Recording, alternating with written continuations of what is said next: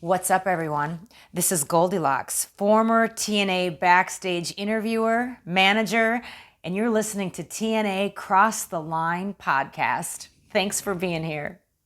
TNA Wrestling, Cross the Line.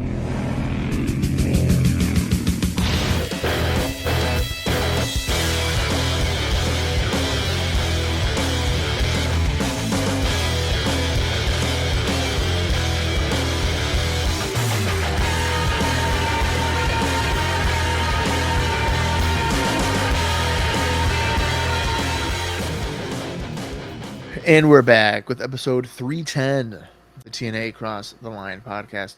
I am Bob Colling Jr. With me, as always, is Dallas Gridley. In Dallas, we are coming off quite the eventful episode of Impact from last week, where Scott Steiner returned and he was vocalizing. He showed us the scars on his body, which Brother Ray said was just paper cuts. But they are not just paper cuts. Scott Steiner's back. The Steiner brothers are baby faces, and they are coming for Team 3D. But then also, VKM, also known as the New Age Outlaws, got involved, and LAX came out.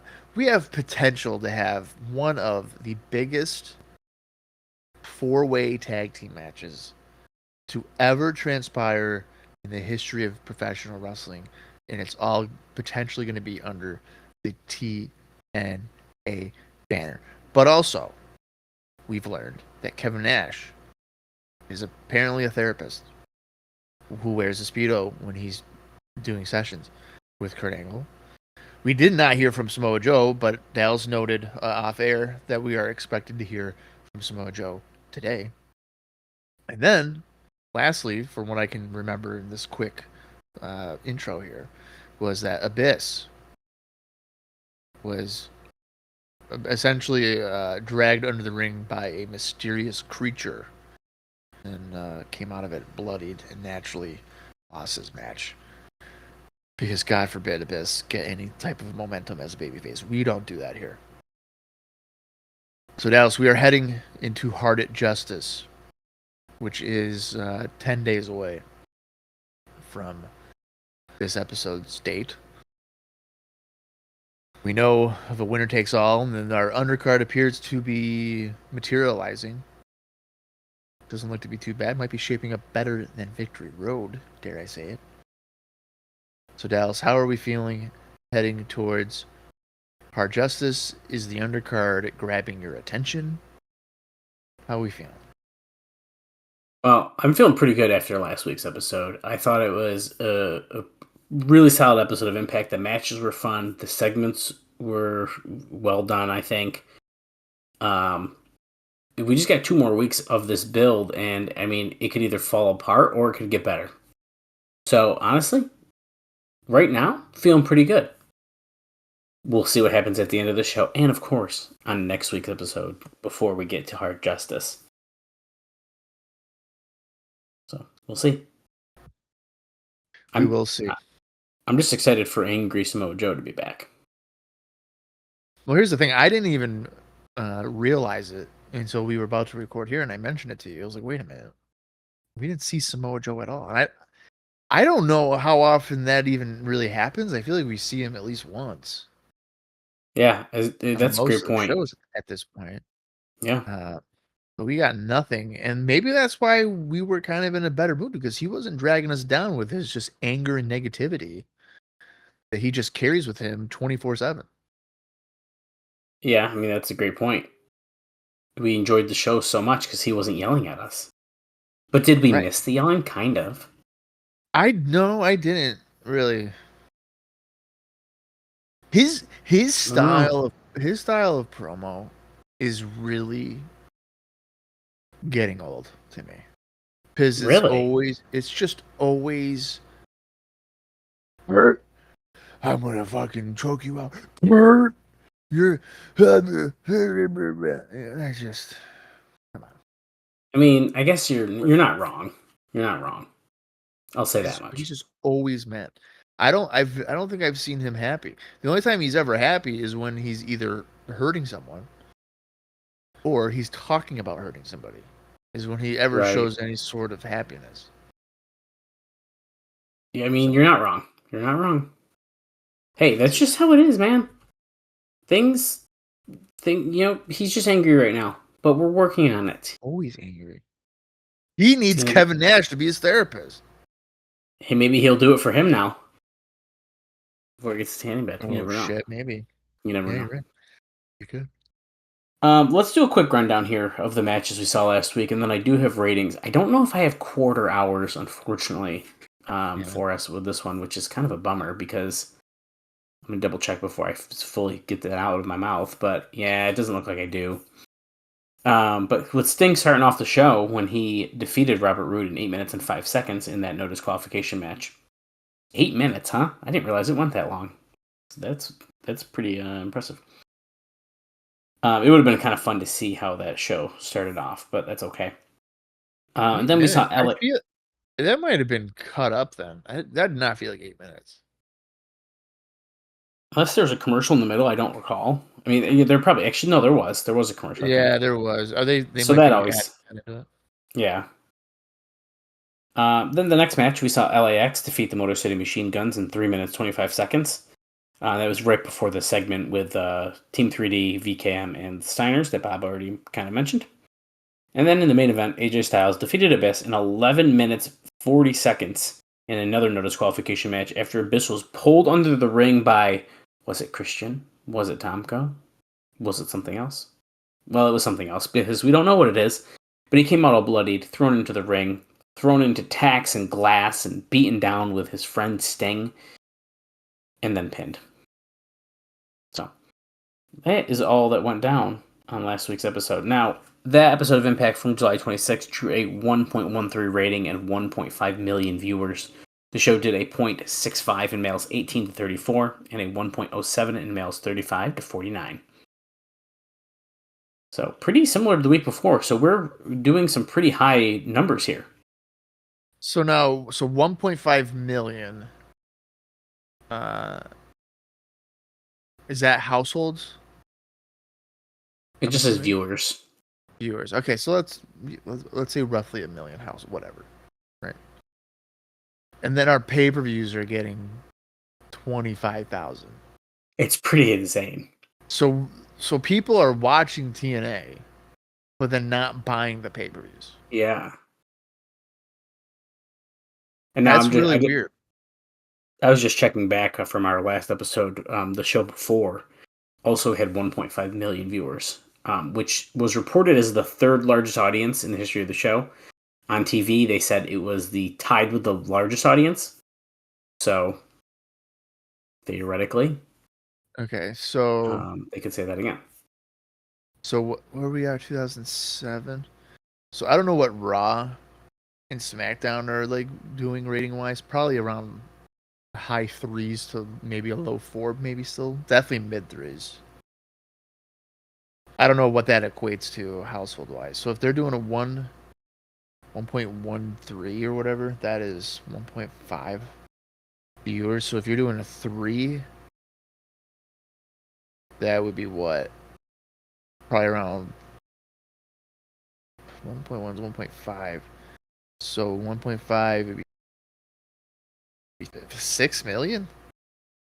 Is that right? I don't know. 1, so 3. So 1.5, 3. So about 4.5, maybe. So let's say 5 million households for WWE. Just dumb it down here for me. Typically their buy rates would be in the range of like 225 to like 400, and that's not including WrestleManias. WrestleManias would typically be like 600,000 or more, whatever. Is it even comparable? Is it comparable at that point?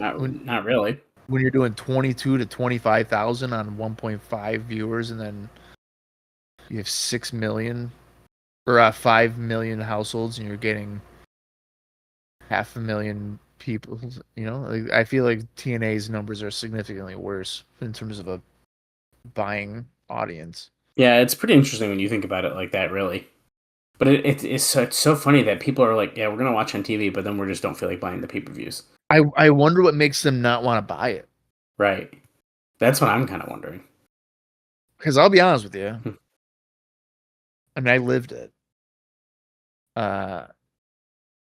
I've said it before on the show. The only show I ever purchased was Victory Road 2004, monthly pay-per-views wise. I Right. almost bought Final Resolution 2006, but then I didn't. Which was Sting's return. His return, yep. And then after that, I don't think there was ever a time where I was like, I think I want to buy this TNA show. See, I don't know if I ever the era we're watching, I don't recall ever even asking to buy one. Yeah, I That could be never. wrong. I do end up buying some in the dark days. But that's my own fault. Yeah, It's my own fault what I did there. I might have wanted to get Bound for Glory 2010. I But did do that one. But I did not do that. I did do Bound for Glory 2010 because it was very close to my birthday. And I decided, let's have some friends over and we'll watch it for my birthday. And I did watch Hardcore Justice. Okay. Like a fucking nerd. Yeah. So here I am asking, like, why would people not want to buy it? And then I literally lived it and literally did not buy them. And I'm not really sure why. Oh, well, there you go. It's a mystery. I don't think maybe I just wasn't compelled by it. Like, oh, I need to know. Maybe it felt like predictable. Could have been that. You know, You didn't want your dad to yell for any more 1 cent pay-per-views that seemed like it might be pornography? I think he thought it was porn, even though it literally said TNA wrestling. But he might have thought it was just like girls in a fucking apartment, like just wrestling. Which I have never bought. But what the hell was my thought? I had a thought and then I lost it. Oh, there had been WrestleManias, like WrestleMania 19 and 21 coming to mind, that I did not purchase. And this was during a time when I would purchase it every year. And those years I did not because I was like, I know what's going to happen. Like, I know who's going to win. Like, 21 being the Batista and Cena eras beginning. I was like, this is obvious. Like, of course they're going to win. And then 19 being Brock Lesnar beating Kurt Angle. Now, those are two very good shows. You know, there's good wrestling on those shows.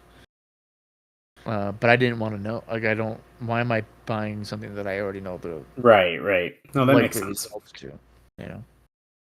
So. Yeah, it's very interesting. Yeah. Bob, today I want to start us off with our longest note of the show. I kind of just want to get out of the way. Longest note in the history of the podcast is going up right now. I don't know about that, but it's a long one. Oh, and honestly, as I read through it, I might even cut some of this out. I didn't have time to reread it, but it's kind of a big deal here in 2007 for a lot of reasons, and that's kind of what a lot of the note is. And I already did cut a lot of it out, so we'll see what happens here. This is being reported in the August 6th, 2007 edition of the Observer Newsletter, and is what Dave Meltzer starts out with, and what would be the most controversial celebrity wrestling signing in decades. What? Is that TNA is close to, or has already closed, a 3-month deal with Adam Pac-Man Jones, the suspended defensive back and return specialist of the Tennessee Titans. Oh, no. What? Yeah, you heard that right, brother. So I didn't know there was so much drama behind this. There is this. I don't remember the exact details, but it's not good for Pac-Man.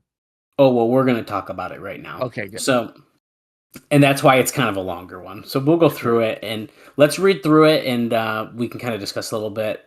Since he's not here yet, I mean, there's really only so much to discuss. And I don't like sports and stuff, so it's kind of way over my head. But so it's not going to be over my head because I remember. That's good. Well, that's good. So Jones was suspended without pay for the 2007 NFL season by Commissioner Roger Goodell stemming from his alleged role in a Las Vegas shooting that left Tom Urbanski, a 1980s pro wrestler in the Northeast and the AWA, paralyzed. Jones had been arrested numerous times since being drafted by the Titans 2 years ago and has been the focus of 11 separate police investigations.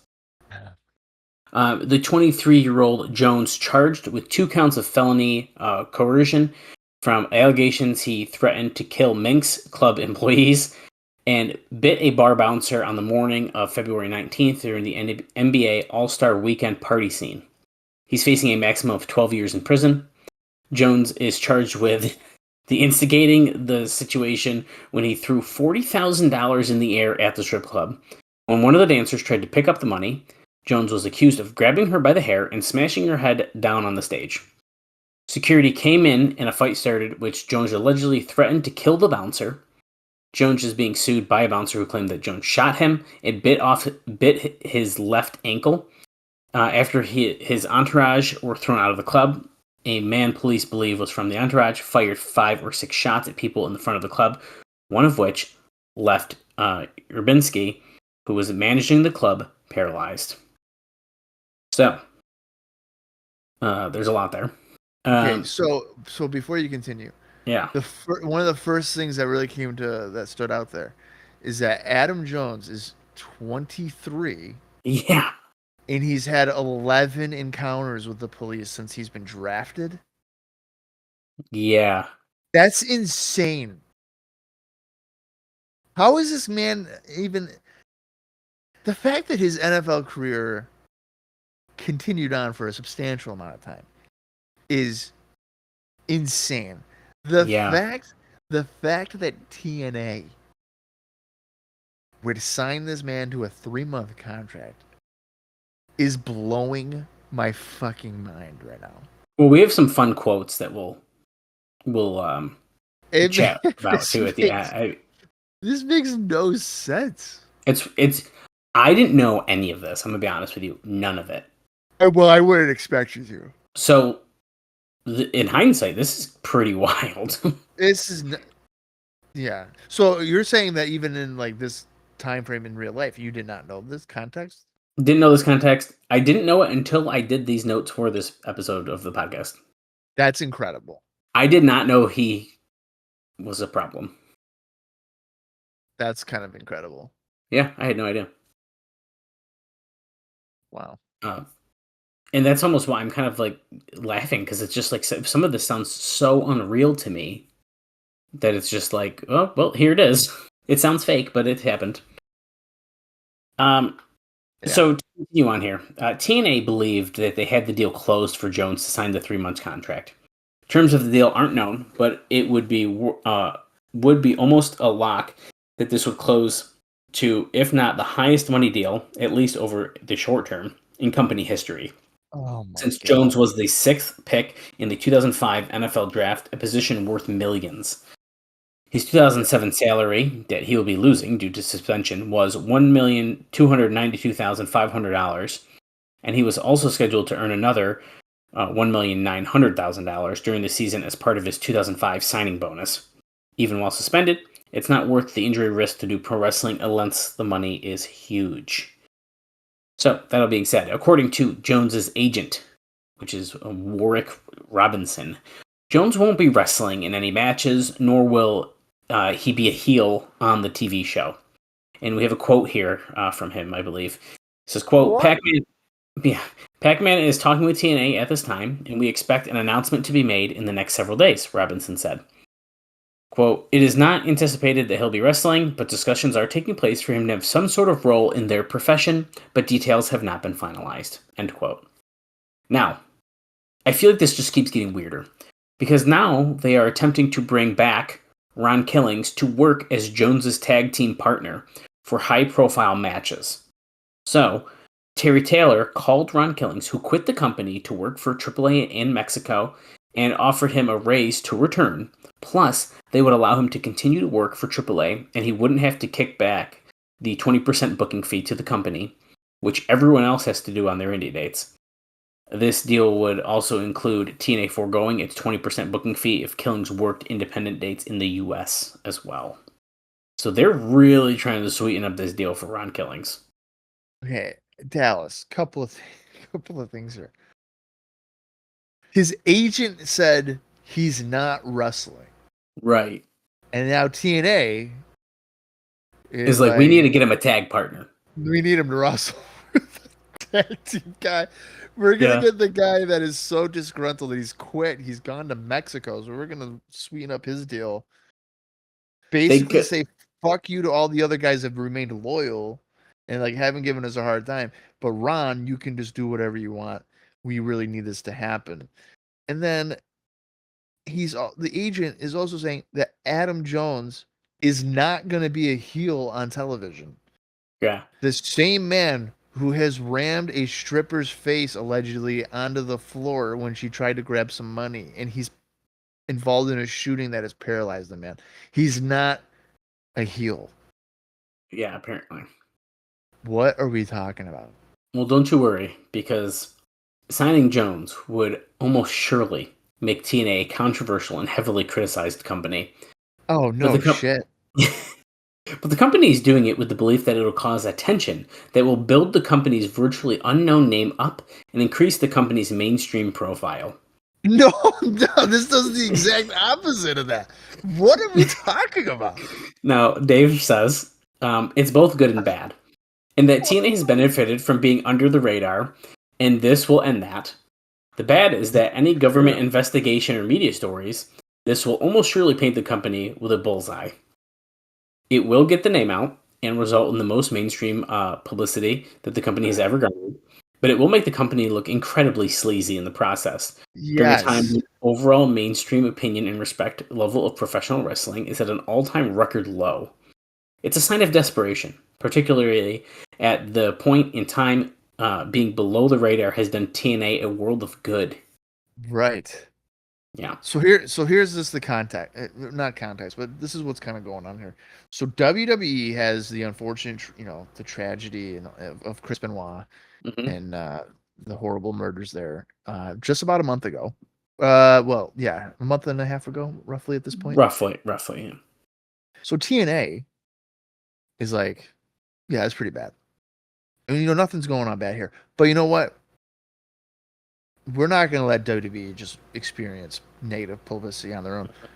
We're going to just do it too. So, hey, Adam Jones, a guy that has no wrestling experience. We want to get the publicity of your shortcomings in terms of like criminal history and put you on our TV show to raise our profile. Yeah. What are we talking about? It's pretty insane.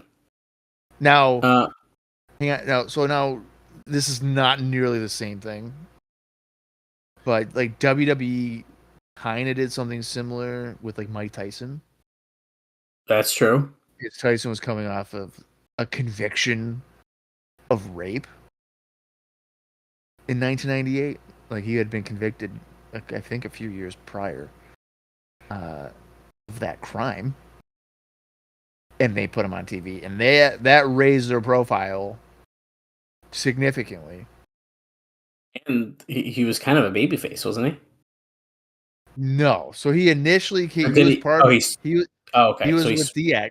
He was with DX, and then at WrestleMania 14, plot twist, he swerved and knocked out, or he ended up being like impartial. I guess he like did the right thing. Oh yeah, I guess that's more what it is, and right? then afterwards, he knocked out Shawn Michaels. So in the end, I guess in the end he was a babyface. Yeah, but they did. You're right, though. He didn't start that way. But it's really weird. That's a good point, though. It's really weird that in the end, people are like, "Yeah, Mike Tyson, woohoo!" Mm-hmm. But like the context of like his life is like, wait a minute, that's like not good. What he did, right? And he was convicted of it. That's not alleged. He was convicted. So I think we can. Oh, there you go. Say that. But this is asinine. I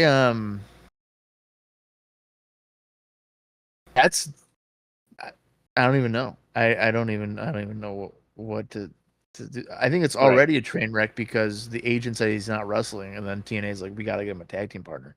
That is already a disaster. Yeah, that's waiting to not happen. good. They can't even Right. communicate properly as like what the intention is. Mm-hmm. What could he Yeah. possibly do? Like be a I have no manager idea. for Ron? Maybe, That's the I part guess. that's weird. A man, but like, is that worth potentially $500,000 or whatever they're going to try to pay him? Dude, if they're paying him 500 grand for just 3 months of work, if I'm Sting and I'm like, I'm getting paid $500,000 for the whole year, I think I need to get a significant pay raise. Right. Maybe I would retire. There you go. They value Adam Pac-Man Jones for 3 months at the same level of my work for a year. Look, just think of the morale for all these guys. Well, Like right. fucking BG is like, can I get a raise of like $20? And they're like, fuck you, but here's Adam Jones for 500 grand for 3 months. And they're like, yeah, actually, you can't, but we're going to give it to him instead. Yeah. You guys have indie bookings. You got to give us 20% of that. But Adam Jones will get $500,000. Right. And this Yeah, is it's not a speculation. very good look. We don't have the exact numbers, but speculation of a substantial amount of money Mm-hmm. for 3 months is incredible. Right. None of this Well, looks good for.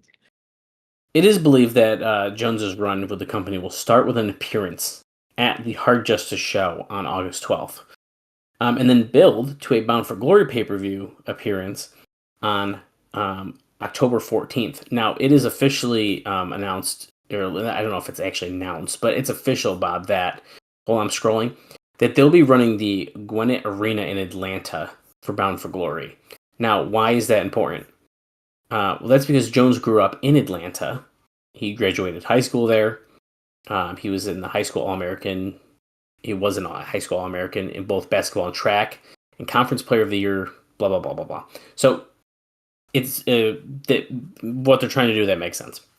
Now, another agent, Michael, I don't even know how to say this guy's last name, Hugo or something, said that the Titans are aware of Jones's plans and that he won't be doing anything that would be considered either physical or risking injury.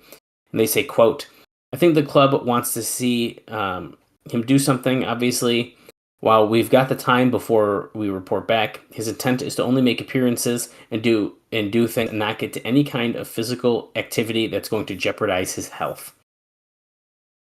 And I'm going to leave you with a fun quote that I saw in this article here. He kind of talks about his more of his background, but we're not going to really dive into that because Jimmy Hart, who generally has a rule where he never says anything publicly negative about anyone, apparently reacted quite strongly in the Orlando Centennial about this signing. And he says, quote, "Are you freaking kidding me?" He said, "Oh my, it's over. Not Pac-Man Jones. They're desperate, man. They've lost their minds. After what happened to Vince and stuff, why?" So even Jimmy Hart, who never says anything bad, just couldn't hold it in for this one. That should speak volumes. Yeah, it's not great. So I'm sure we will talk more as this develops, but that's our Pac-Man update here for you. I don't even know if we've heard the rumors. It's just here it is. That's what it is. They're just doing this for the ESPN coverage. Pretty much, yeah. That's pretty much accurate. I don't know if any of maybe some of the media outlets would like Entertainment Tonight or whatever, but right, probably just ESPN would be like, oh, by the way, the suspended attempted murder, whatever, Adam Jones is fucking in TNA wrestling. That's gonna make me want to buy Hard Justice. right. To see Adam Jones on there. Well, if you thought that the Adam Jones situation wasn't going to cause more issues, well, that might not be completely false, Bob. Now, regarding the TV situation, it is most likely that they'll be going to a 9 to 11 p.m. slot on Thursday nights in the fall on Spike. Now, the What are current they contract, at now? well, we're only an hour, so I think it's just... Oh, 9 to 10? Is it 9 to 10? I don't even know. Are 10 we to at 9? 11. I can't even remember anymore, I'm going to be honest with you. No, either. I think we're 10 to 11. 10 to 11? 10 to 11. Are we? Yeah. No. Well, the current contract expires on September 30th, and the new deal had not been agreed upon at press time, but both Spike and TNA both felt that the show needed to be 2 hours for the company to increase its profile. If it goes through, the working idea is to do tapings every other week, but tape on Monday for the show on Thursday, and tape on Tuesday for the show on the following Thursday. So they're 2 days of tapings. Now, unfortunately, the Pac-Man Jones signing did not help get the deal finalized. It was a move that TNA did on its own, and not due to outside pressure from the network to immediately raise ratings. It could be a move to try and impress Fox with a short-term ratings boost to give the impression of a popularity surge. There's Yeah. no way that Adam Jones is gonna get wrestling fans I don't think so. to tune into this program. There's no way. The only way that wrestling fans tune in to a wrestling show It's for wrestling. is for wrestling. Who would have thought? Why did so many people back in the day go watch WCW in 1994? Was it because O.J. Simpson was signed after the murders? No. It was Hulk Hogan, a wrestler. Right. What are we doing here? Go get Brock Lesnar. Go get Chris Jericho. Go get some of these guys that have substantial name power. And then maybe more people tune into your shows, not a guy that shot a guy. Has been arrested 11 times in the span of 2 years since he's been in the NFL. Right.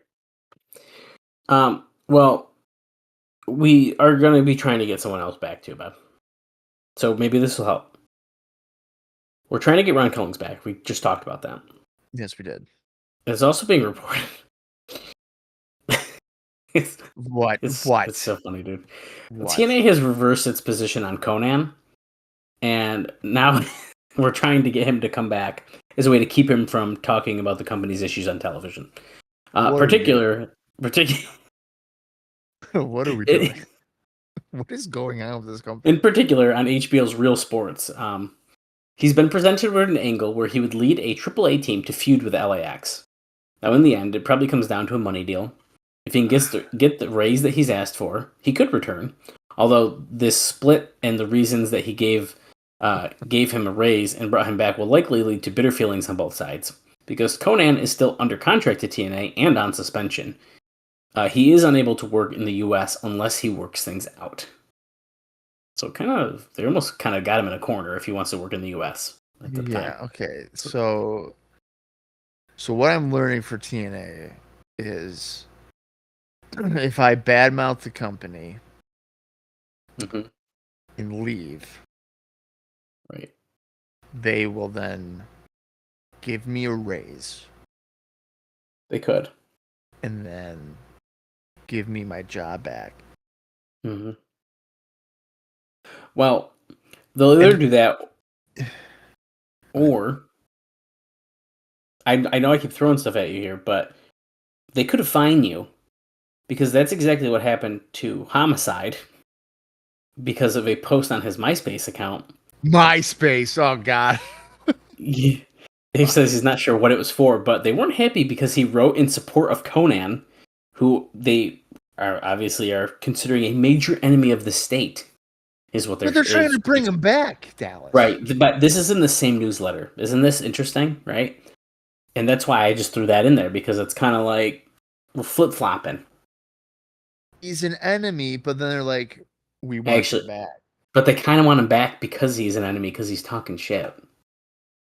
Yeah, but you kind of know that's going to happen when you're like, we're not going to give you a raise. Right. It's pretty wild.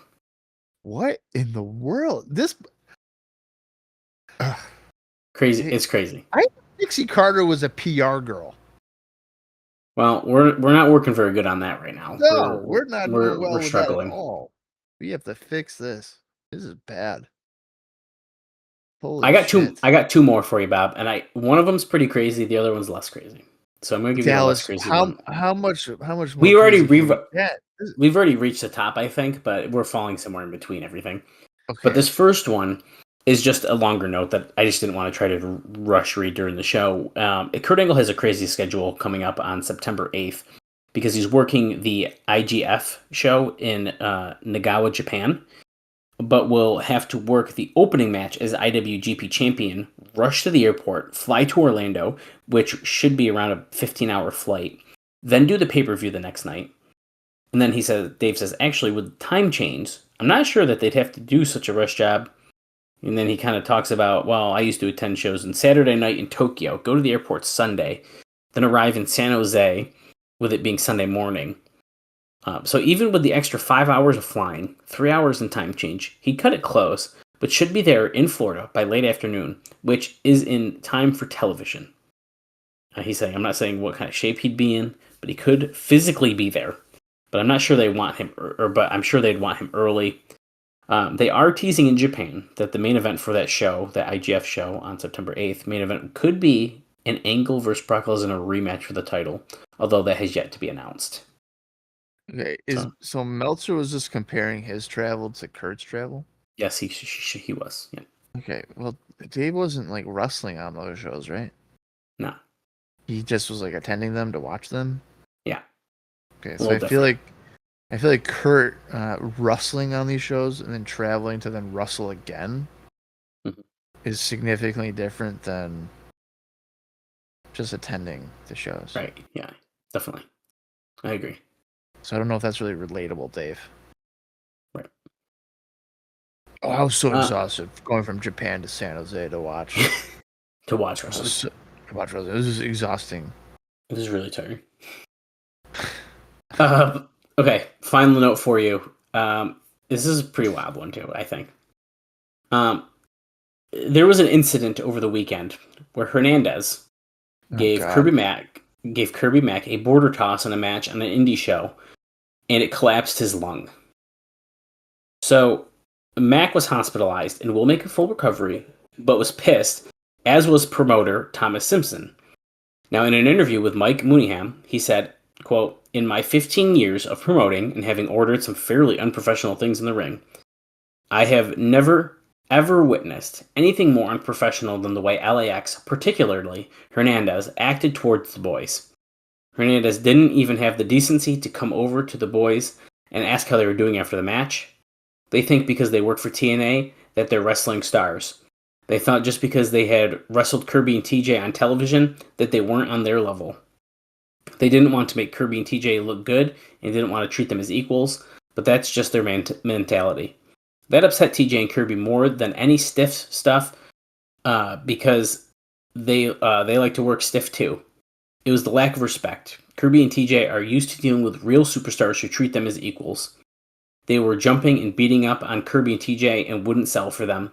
Homicide was supposed to take the up and over backcracker thing. This is the quote, by the way, still. And he just let Kirby hit the mat. Hernandez used the border toss thing on Kirby and then hit TJ so hard it left a purple welt on his back. TJ said that it was the hardest he'd ever been hit. He said there was no way he could go over and tag Kirby because he was hurting so bad. It was absolutely, positively insane. End quote. Says that Simpson did put over Homicide, saying that at least he came over to check on the guys after the match. Hernandez just started changing into his street clothes. He said Kirby was never going to work with LAX again, and Daphne of WCW was bawling backstage afterwards. She was so upset after the match of how Kirby and TJ had been treated. She was back there crying. She said it was the most unprofessional thing she had ever seen and considered the fact that she worked for WCW. That covers a lot of ground. And then, don't you worry, we have a response from Homicide. Well, hang on one minute. Yeah. I think that this is in reference to their match at the UWF show.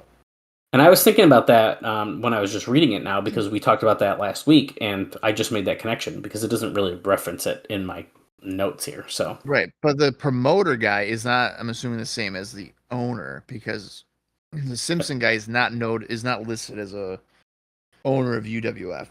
That makes a lot of sense. Owner and promoter right? are two different things, I guess.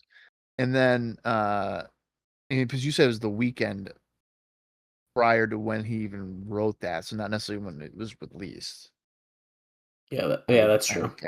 So that was, just for context sakes, that would have been July 20th, 2007. When this incident would have happened. Well, Homicide does respond with this. He says, quote, on his MySpace? I don't know for sure. I would have to assume. He says, quote, "I am sad to hear that Kirby Crazy K Mac was injured in the match, but the truth was he was injured before the match. We were told after the match that he wrestled this match with an injury.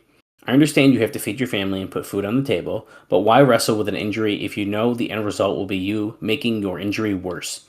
Also, the border toss is not some sort of death finisher, and was not out there to hurt anyone intentionally. I hope that Kirby heals up and that he and his partner get a contract someday and become stars.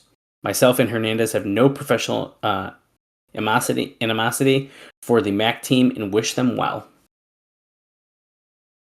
Okay, that's kind of ironic about the whole injury thing because Homicide wrestled with a bad shoulder for Hey, like a decade hey, because he just would yeah, not get surgery on it. right. So Well, yeah, well, there's a lot of heavy hitters there. But like I said, that was my pre-show notes. Bob, I have, believe it or not, plenty more to talk about during this episode. Some pretty interesting stuff. People they're interested in bringing in. Maybe one of our knockouts might be appearing in a men's magazine soon. We're going to talk about it during the show. So, interesting. Just a forewarning, I don't think I have any indie notes, largely because the end of the month. Yeah, there wasn't really a lot going on. Also, Cage Match is kind of struggling to load for me, but judging by what I had looked at, there wasn't anything of major note to begin with.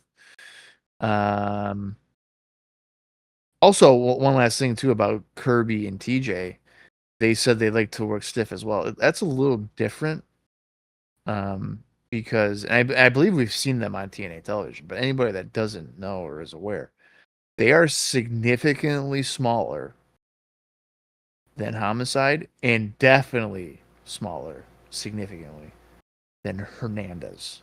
well, there you go. For working stiff, he's a little generous there. I don't know how much Right. that would necessarily hurt, but Mm-hmm. all right.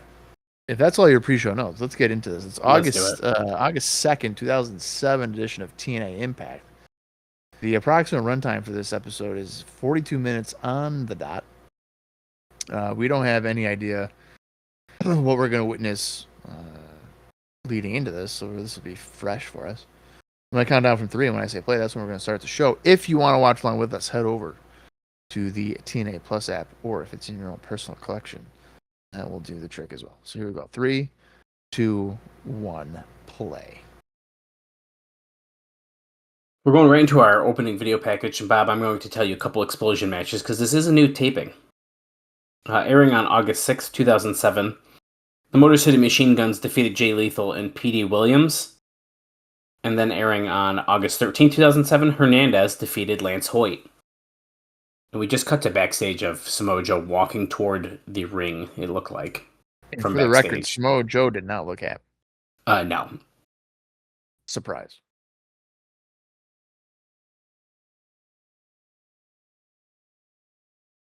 We're getting our, of course, all of our recaps from last week. Here's Abyss getting dragged under the ring. Who could that have been? It had to been Christian, right? No. Here's Christian coming out. Who's underneath the ring? Who's the man?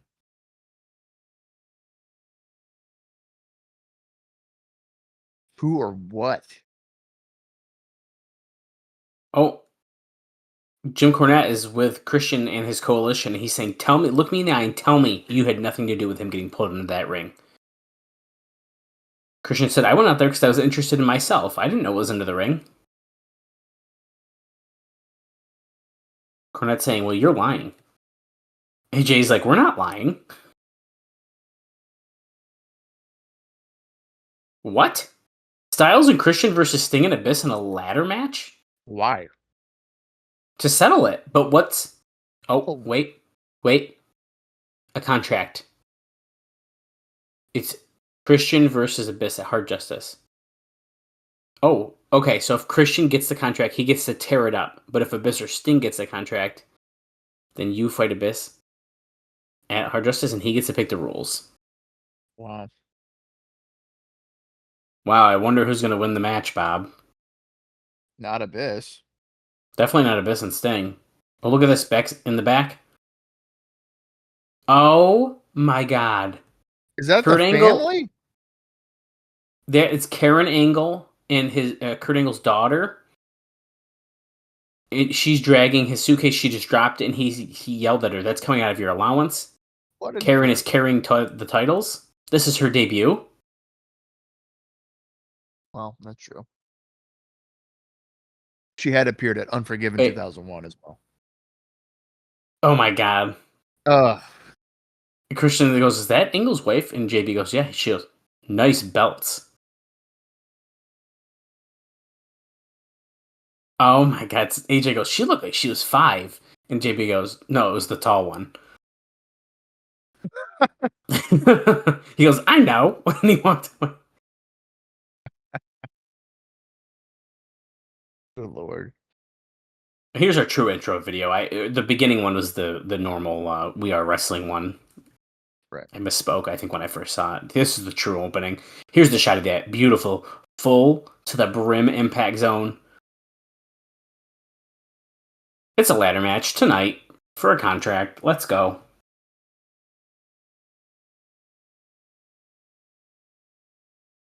That's just an example of doing a ladder match just to do a ladder match. Oh yeah, why not?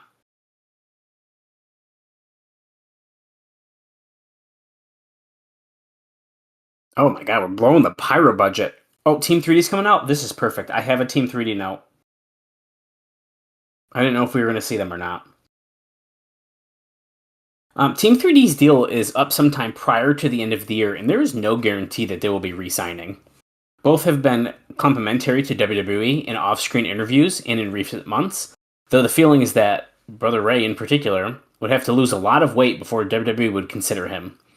There is also the possibility that he'll return alone as an agent, which was also discussed in the past. The downside of leaving TNA and going back on the road full-time with WWE is that they would almost certainly have to give up their pro wrestling school, which they just opened up and put a lot of time and money into. Also, both guys have saved their money and will be able to survive just fine without pro wrestling.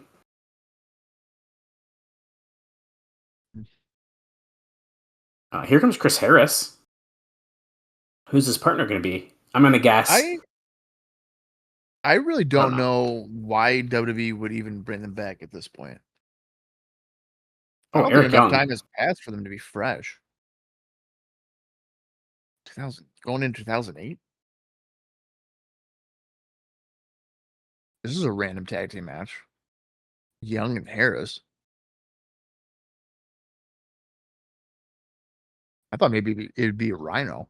I almost said Rhino too, but did they kind of write Rhino off a little bit with the beat down when they tied him to the ropes and sprayed the beer at him and all that? Well, no, he was just on Impact right after, actually, too. Yeah. I don't know. Well, I have a shot in the dark. Dustin Rhodes is going to screw Chris Harris again, don't you think? I would imagine, yeah. Yep. Let's see. Do I have any other notes relating to these guys? I have so many. I don't even know.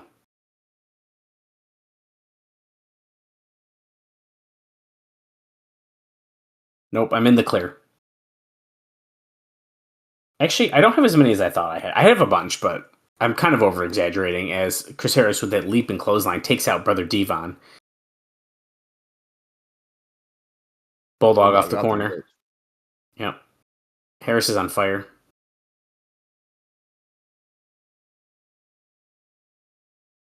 Stalling suplex on Brother Devon. That's pretty impressive. And drops him down.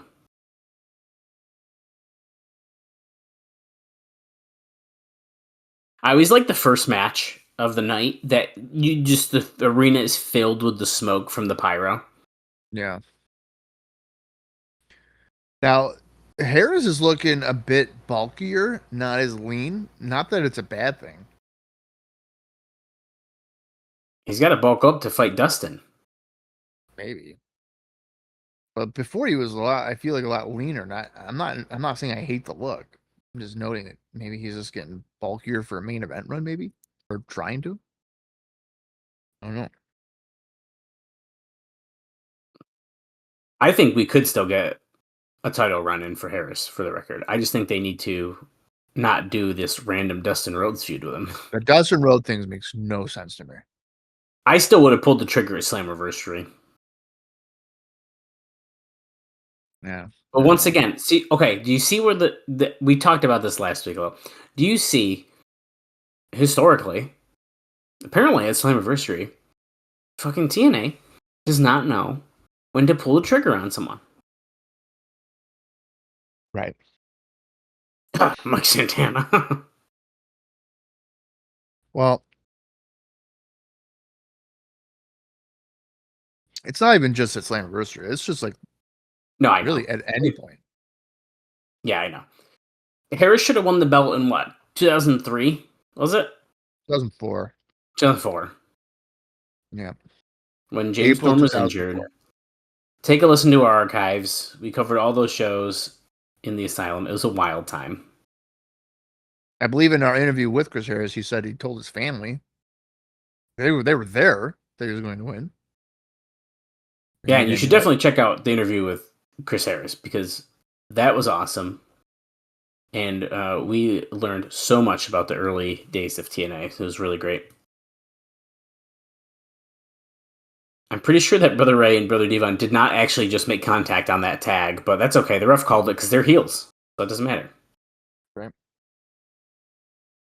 We are doubling down here on beating down Eric Young. I meant to do this earlier, but I do have. I wanted to make sure that we got this out here.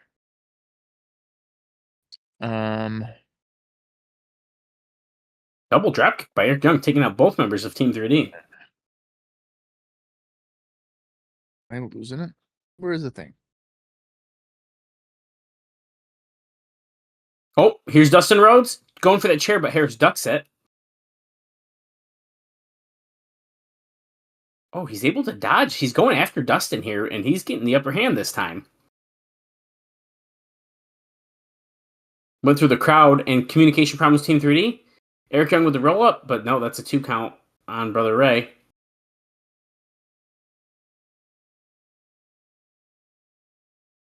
Back suplex, neckbreaker combo. Not the 3D, but fans think it is. Okay, I got something. Okay. Our first interview ever was with Goldilocks. That's right. And she recently released a new record. And I believe, if I'm reading this right, it's called Cooler Than You. Oh, I don't know if I saw that. I did. So if you go to GoldilocksBand.com, you can buy her record. There is a video of her in a beer cooler, implying that she's naked. I don't think she is naked. Maybe she is. I don't know. Maybe she is. You got to go and see it, I guess.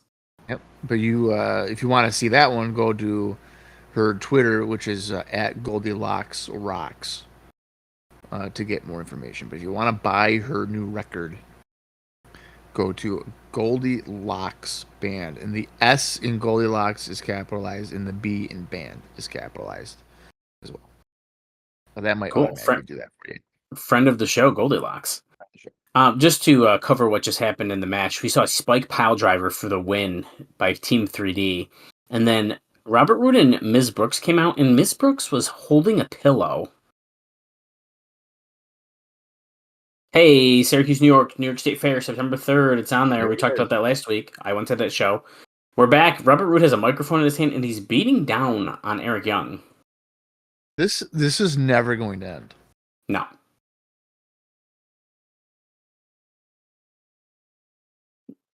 Nobody embarrasses Robert Roode. Oh, they're gonna feathers and honey. Okay. Yeah. I don't like the idea of being covered in honey, dude. This is such a Memphis thing if I've ever seen it. You think this is Cornette's idea? Sure, yeah, but I mean, Jarrett would do this. Oh, okay. Yep.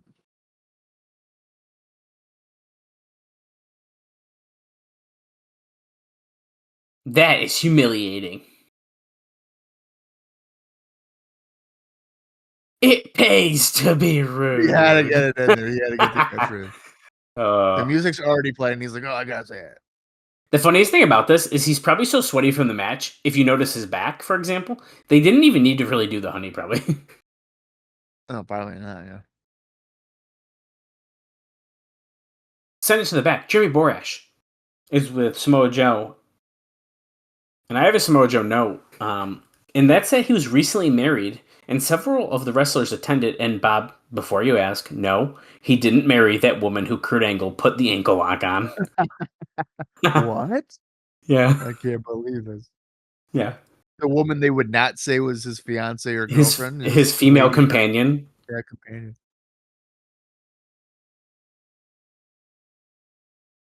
Samoa Joe says, trained doesn't even describe what I've put myself through. If you notice the shirt, Bob, I believe it says all or nothing is the tagline for Hard Justice 2007. That's correct. If you think bringing your wife and kids to this building will make a difference, you're wrong. Oh, we're backstage after commercial. JB talking to Kurt and his wife and kid near catering, it looks like. I thought that was Jimmy Harford's second.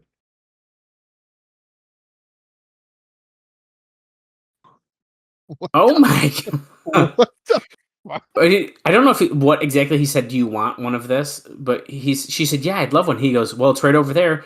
Go get it yourself. You could use the exercise. And then kid says, Daddy, I would like a candy bar. He says, sorry, honey. You want a candy bar? Another one? Let me ask you something. You want to end up looking fat like Samoa Joe? Or have it thunder thighs like mommy? Oh my god. I think the little girl's trying not to laugh. Oh, thunder thighs, let's get out in the open. You're supposed to be Mrs. Kurt Angle. When you're Mrs. Kurt Angle, you're supposed to look perfect. You got more rolls on you than a bakery. He's saying this about Karen Angle, by the way. Right. Now, Karen Jarrett. But if you have seen Karen Jarrett, you know he's lying. Yeah, you know that she's gorgeous. Like, what are we talking? Just for the record, he is lying. And I don't believe him. But you know what? That's what makes him a heel. Obviously, I know. that she doesn't have roles. Like, that's the whole point, you know? I'm really enjoying this heel run of Kurt Angle's right now. It's so out there. And like the shit he's saying is like, what the fuck did you just say? Yeah. He's really good at being a dick. Yeah. Okay, we're going over the card again. But even though it sounds like we know it's like not true, it comes across like he genuinely thinks that it's like true. It's very well done. Yeah. Oh, look at this. I spoiled this earlier, guys. Sorry. Bound for Glory in Atlanta on October 14th. Oh, and someone is coming out here. Oh, Triple X. No, here, I'll give you this note instead. I have a different one, but speaking of tag teams, there are more talks going on with Terry Taylor to try to make a deal with, yeah, you guessed it, Rikishi and Brian Lawler to come in as a tag team. Now, they wouldn't be able to use the Too Cool name, although obviously they're being talked about as a team to reunite Too Cool. And Scotty 2 Hotty's right there. That's like so weird to me, dude. Maybe Scotty 2 Hotty doesn't want to go to TNA. It could be. That could very well be it. I'm also pretty sure that Scotty is a Florida guy, so yeah, I believe he is. Yeah. Here's the Guru, Sonjay Dutt. I feel like we haven't seen him in a while. With the flower petals out as he's coming down. Don West he's just radiating. It's like he somehow is happier. I don't know what it is, but oh yeah. And here comes what are those things?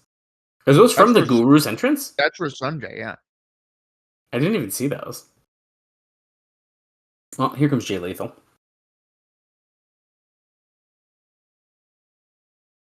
Okay, here's the other note because I just want to get it out. The current plan for 2008 are to run 96 house shows and do 10 pay-per-view shows outside of Orlando and 2 in Orlando. They want to run one of those shows in New York market, Memphis, which is their highest rated market, which Dave says, it's everyone's highest rated market and has been that way since the beginning of time. Is another city they're looking at. That Memphis has? Yeah, apparently. As well as Knoxville, which also does good ratings. So they're looking at New York, Memphis. He's talking about for TV. Well, there you go. Okay. New York, Memphis, Knoxville is what they are looking at running potentially. Double drop kick by Dutt and Lethal. Now, we have the team, by the way, this is important, of Senshi and Christopher Daniels, not Daniels and Elix Skipper. Right. If they keep that continuity, I'd be very impressed. Right.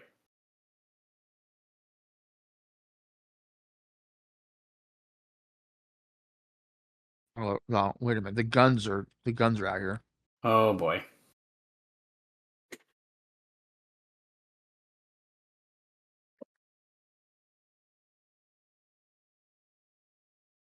We are at 18 minutes and 24 seconds if you're watching along with us. And you can get a free week of TNA Mobile by texting TNA to 76,000.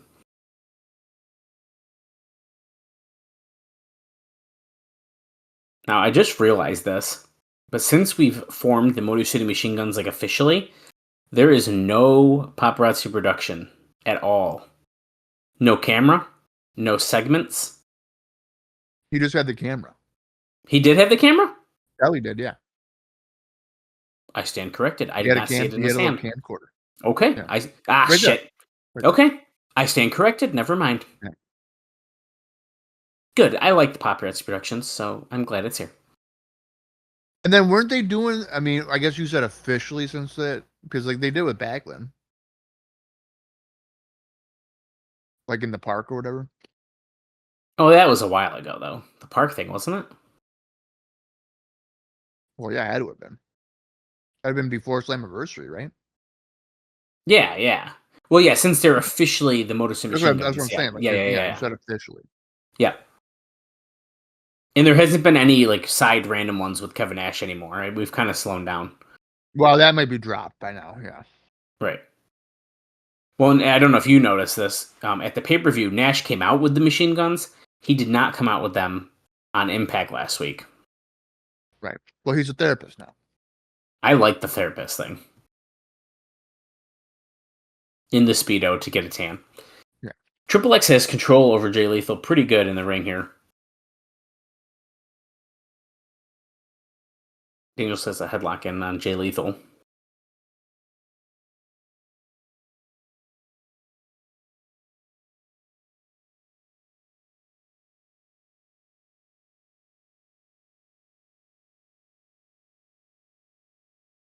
Oh, Lethal was paying attention there, held the ropes, and when Daniels went for the heel kick, he just fell right on the ground. And here comes Sonjay Dutt with the head scissors. Ducks the clothesline from Senshi. Hitting him with some elbows. Counters Darish Whip. Senshi caught nothing but turnbuckle. Oh, middle rope leg drop. Springboard. Oh, shit. That is press, but with his butt. And then he gets a 2 count on that one. Dutt and Senshi or Loki have had some pretty good matches on the Indies before. Oh, I believe that.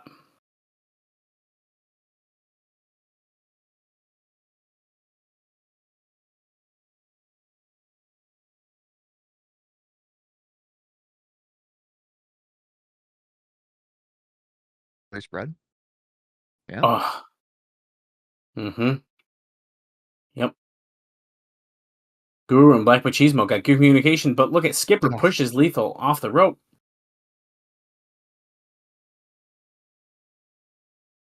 Oh, yeah, this is it. STO by Daniels. Taking down Sonjay, and now he's picking him up. Oh, he slams him down again. Double shot. Warrior's Way, and then the BME on the other side. Oh, wow. That will do it. That's a 3, yep. Triple X gets the win. Strap them up, baby. Well, we can't yet because we have no titles to fight for. Yeah, you do. Samoa Joe. Okay, our Impact Spotlight of the Night brought to you by Hot Rod, the hilarious new comedy. That's a good movie. It is. That's a funny movie. Okay. Usually, you've never seen it? No. Oh my God, Dallas, what are we You doing? never want to hang out and watch movies. I always ask. Bullshit! You never asked me to watch Hot Rod. What are you talking about? Wait, Sting is sitting on top of a ladder in a purple jacket, one of my favorite Sting jackets. Sitting Sitting on top of the ladder. There is one. It's more like 2010, but anyway, it's not the point. It doesn't matter. An Abyss.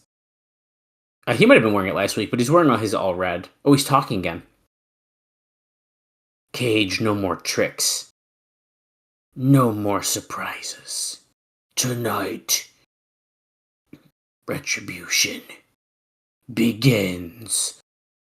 I'm not really sure if that's going to work out. I just want to. He called him Dr. Nash, by the way, here in the segment. Holy shit! The only time Dallas ever wants to hang out with me is if I'm splitting a wrestling pay-per-view or to do this podcast. I just want to throw that out here. That is not true.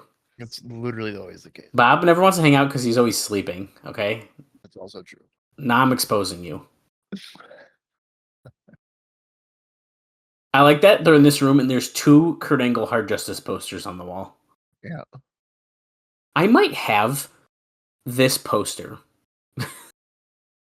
Kurt is accusing Karen of checking out Nash's package. And he just called her a slut. She's halfway to a 10. Just look at her face. She looks like a damn circus clown. What am I going to do? What is going on?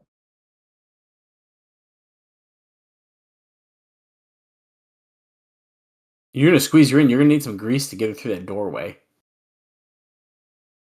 Karen says, I can't do Monday. I got my doctor's appointment. The liposuction can wait. Oh my God. No ifs, ands, or buts, especially your big What butt. is going on right now? What's happening on this show right now? Choo choo, what a disgrace, he said. He's pissed, dude. The obvious humor here, if we have to explain it, is that he's insulting this woman who is blatantly beautiful. Like, this is just so dumb.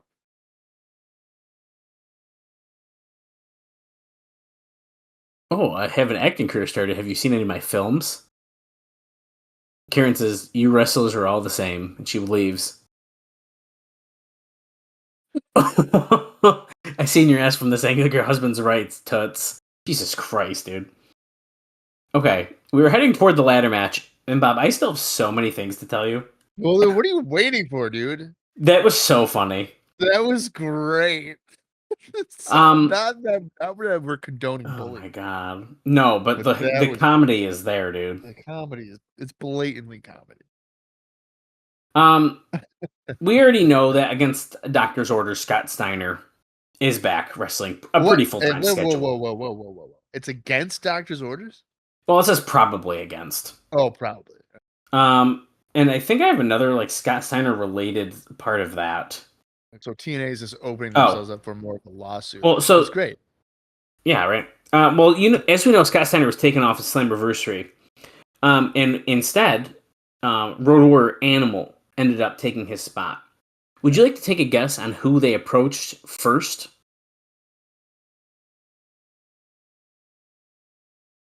Okay. And it was close, it says. Very close to happening. Very close. So this would be to team with Rick. Yeah. And I'll just tell you the hint right now. It doesn't make any fucking sense.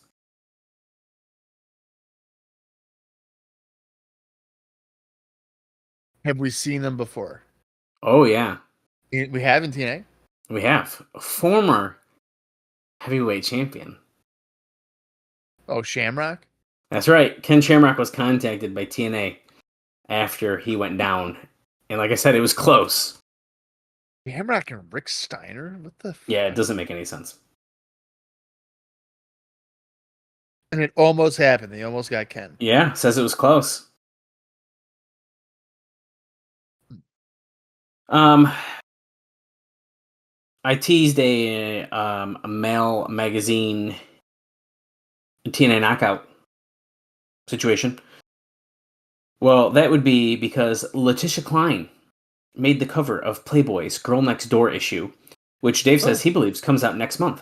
She's posed nude before, as Bob likes to remind us. And we'll see if this gets any mention on TNA TV. He says, somehow I doubt it. I'm going to say no. No, but you know what I will tell you, Bob? Because you got to do research.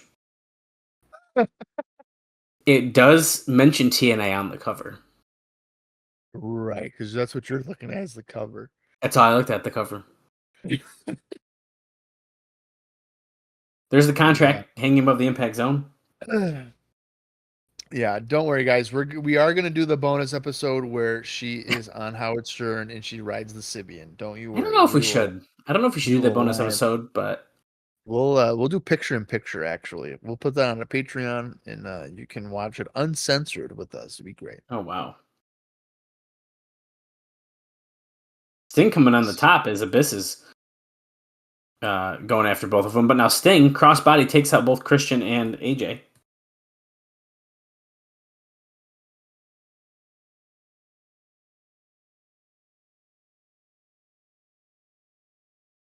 I have at least one more note for you, but let's see what happens in this match before I give it to you. I'll just say this: there's 1, 2, 3, 4 people they're interested in bringing in, and it's all on the same note.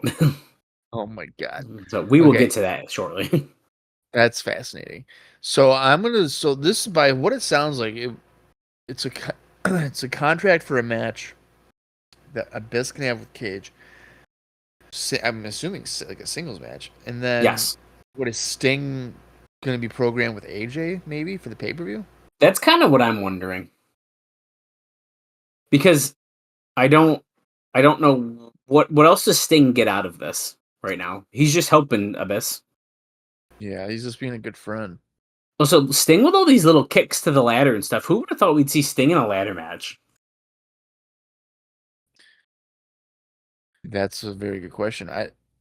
Obviously he was never in one in WCW. I mean, that's I was gonna say, not that I blatantly can obvious. remember. No, he was not even close. I don't know if in WCW he even touched a ladder. Well, he did get thrown off the Titantron while he was on fire, though. So Right, but that wasn't involving a ladder. no, it was not. And also, that wasn't him. That was a stunt double. We don't know for sure. You can't tell when he goes down and the other guy comes up.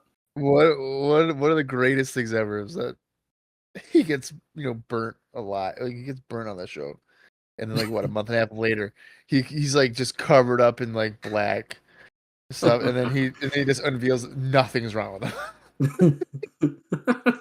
He wasn't burned. Styles just did a springboard flying forearm to take Sting off of the ladder. It was a pretty cool camera shot too. And now Abyss is climbing up the ladder with Styles, and Styles is laying in some right hands, but not successful. As Abyss is grabbing him by the throat, choke slams him down. But he's too winded. He can't grab it. Uh-oh, Tomko. Chair shot. Is Abyss about to lose this match? I mean, there's no way. Oh my god. Yo, what the fuck? Is that that's formerly known as Test? Test in the Impact Zone? He looks drastically different than what I remember him looking like. He looks like a buzz cut. Christian. He looks like Christian. Well, he's not on Christian's side because he's fighting Tomko. They pushed Christian off the ladder outside the ring.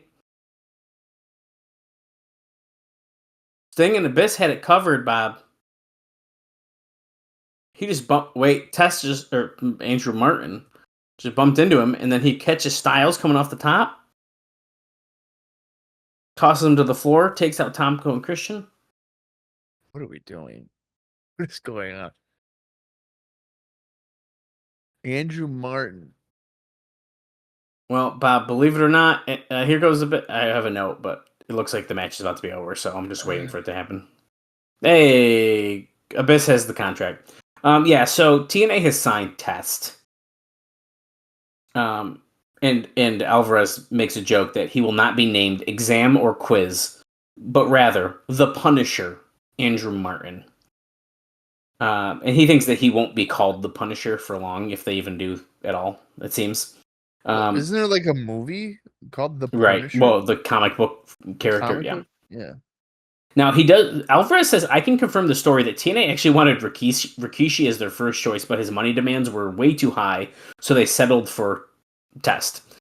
Now, wait, they wanted Rikishi for that spot? That's what Alvarez is saying. I don't know how accurate that is, because from Dave Meltzer's reporting, it sounds like they want Rikishi in a tag team. I don't know. Maybe I'm just overly tired right now. But the visual of Abyss, Rikishi, and Sting is blowing my mind right now. If that was Right. to be a fucking trio. Well, he's here with Sting and Abyss being interviewed by JB. When you get the chance to be with the icon Sting and the future of the business, Abyss, now it's 3-on-3. Boys, I'm here to serve notice. There's a new enforcer in TNA.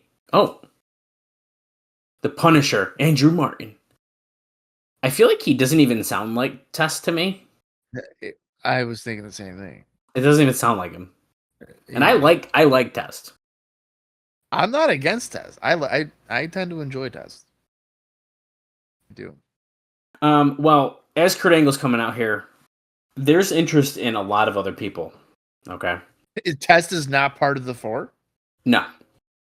Oh, he's my not. God. There's strong interest, and we've heard this name before, Matt Morgan. And there's even rumors he might even already be signed, but who knows? I could see them doing like a Matt Morgan and Test like tag team or something. Okay. If this is going to be a thing. We've also know the name Giant Bernard, A-Train. like that. Which that makes sense because of Tomko, right? His tag team partner in Japan.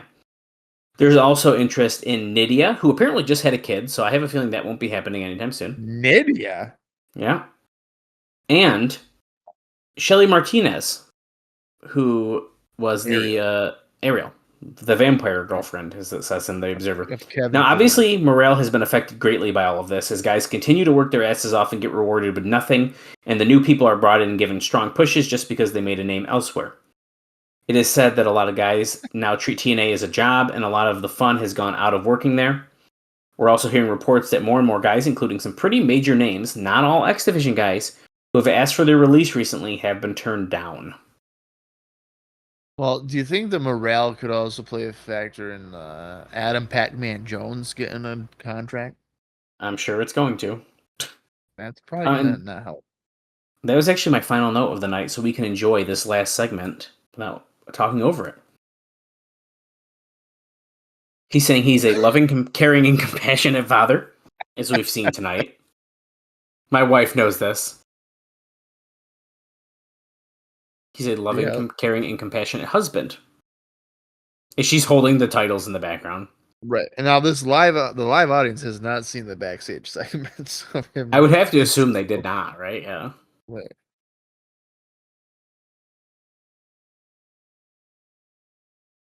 Is the wife going to turn on him right now? No way. No. Karen, I know it's been very difficult for you to live in the shadow of an Olympic gold medalist.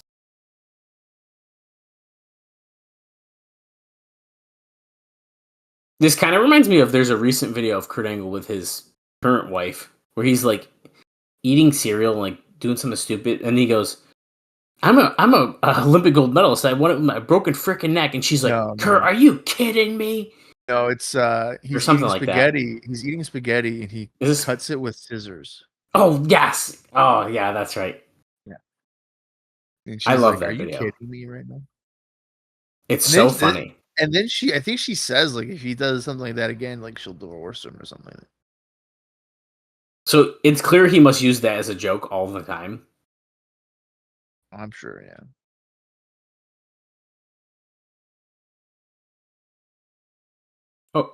Okay, so Kurt's going to represent his family. Oh, Samoa Joe. Kurt Angle is a horse's ass. Look, he's standing behind Karen. I love it. He's got the X Division and the tag team belts. They're all there. What are you going to do, Joe, huh?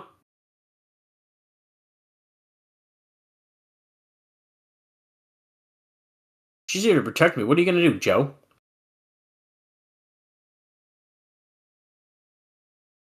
Oh, Oh my for God, is she 12 gonna years, turn on him? Kurt. Living with you has been a living hell. Oh my God, she's turning on him. She's gonna kiss Samoa Joe. We No. just got married. Our children, our own flesh and blood. What if Joe were to just choke her out, like tired of her complaining? Kurt would probably be like, "Thank you." We're 12 years, Kurt. I've been wanting to say this to you. Tonight is the right time.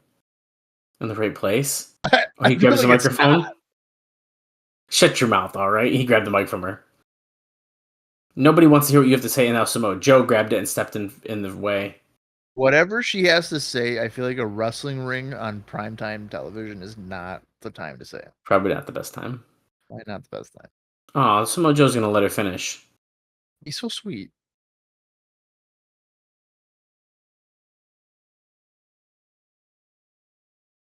She's about to divorce him live on TV.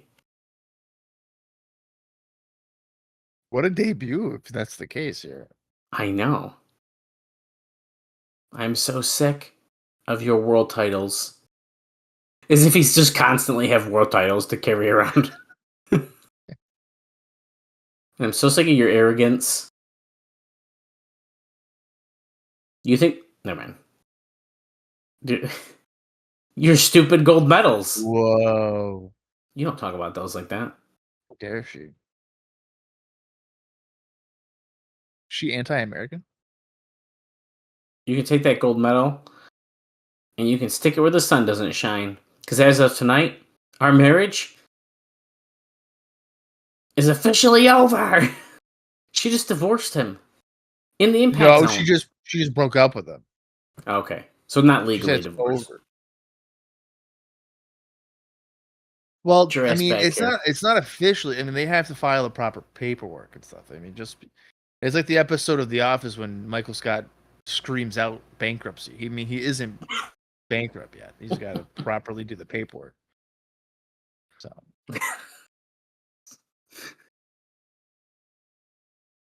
No, Kurt. You see, I think you're done talking for the day. You lost pretty much everything for those 2 belts right there. And at Hard Justice, I'll be taking those with me.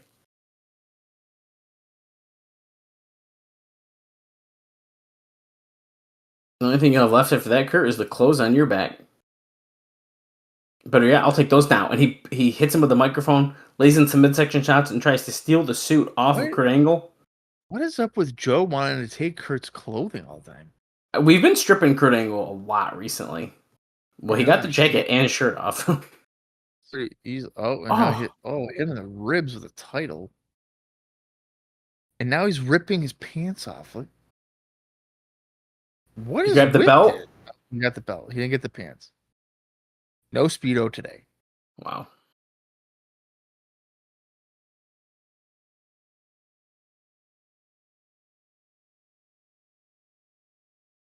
You've ruined my marriage, he says. Wow. He said he had us say fat asses. It sounded like he said fat fuck. Oh, maybe he did. Oh, we're getting Hard Justice match graphics here. That just said Steiners versus Team 3D, Bob. It did.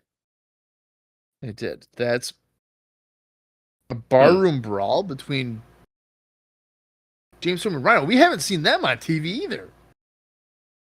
No. And there's the winner takes all graphic. Okay, so we apparently have matches made that we weren't aware of being made. Okay. Not at all. Well, Rhino and James Storm, I feel like there's enough heat there without the recent developments that justifies a barroom brawl. Oh, absolutely. I That's totally agree with that. that does not bother me. And especially with that attack that Rhino had on TV, like that's okay. Right. What a hell of a fucking debut though for Karen Angle to I be know. there and in the span of 42 minutes declare that her marriage to Kurt Angle's over. I know. What a whole time. I feel like I would have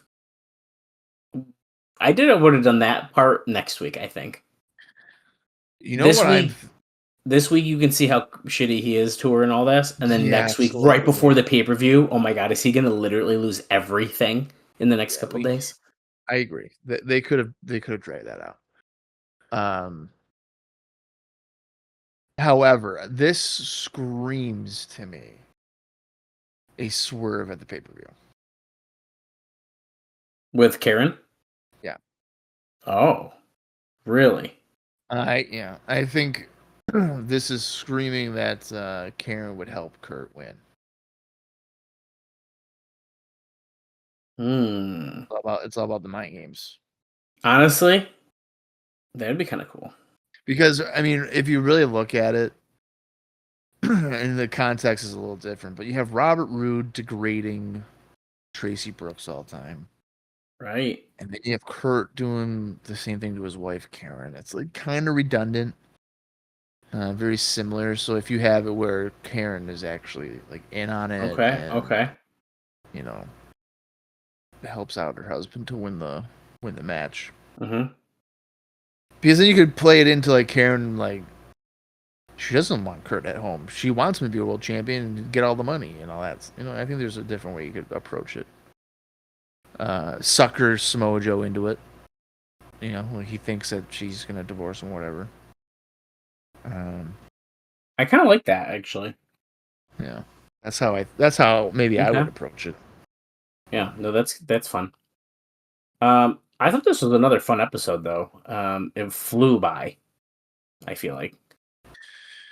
Well, yeah, I mean, when the show, even if the show is bad, it's usually around 40 to 42 minutes, whatever.